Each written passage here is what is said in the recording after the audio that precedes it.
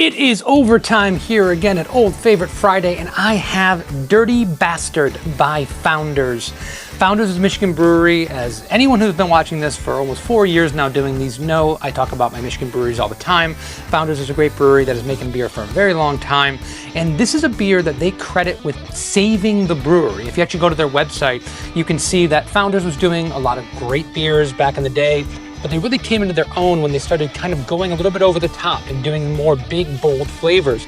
And back in 2002, they introduced this beer at the Extreme Beer Fest in Boston, which is a beer fest near and dear to my heart. I attended that many times as a fan of beer and also as pouring beer back in the day in a previous life with the Funky Buddha.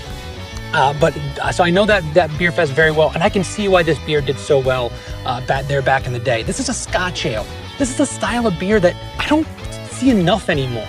We used to have things like Old Chub by Oscar Blues. A lot of breweries would do these great, rich, malty Scotch ales, and they've kind of fallen out of favor, honestly, with a lot of maltier styles of beer. But they still produce this beer every single year, and that is really, really cool that they pay tribute to the lineage and a beer that was so important to them. And a Scotch Ale, as you can see, is a dark, malty, rich, flavor-forward beer. This is 8.5%, so it has a bolder, bigger alcohol percentage. And a lot of the Scotch ales, especially those made in the US, tend to have a lot of, kind of be a little bit too sweet. We get a sweeter style, a sticky style of beer that could kind of border on cloying. This beer doesn't do that at all.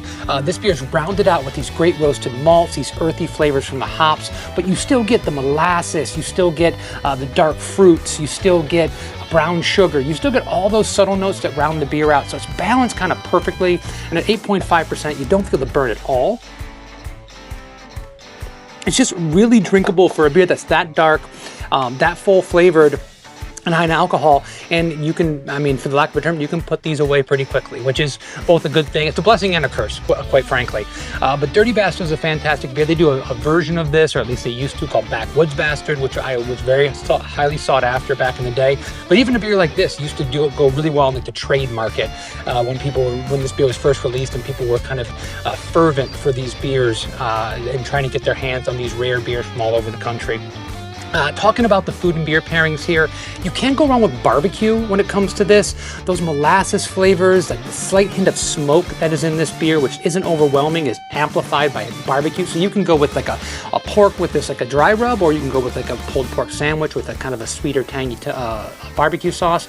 Another thing I'd recommend though is also a kind of a, off the wall a little bit would be like chorizo. Chorizo tacos could go really well because the spice would go well with that. The fattiness would match up with the body. I think any of those combinations would work really, really well. I highly recommend this beer. Is pretty widely available. I was able to find it in a specialty retailer, but maybe it'll be available around you. For this Old Favorite Friday, get a Founders Dirty Bastard and you'll thank me later. And please look around on the channel, find other videos just like this, and we'll see you next week. Cheers.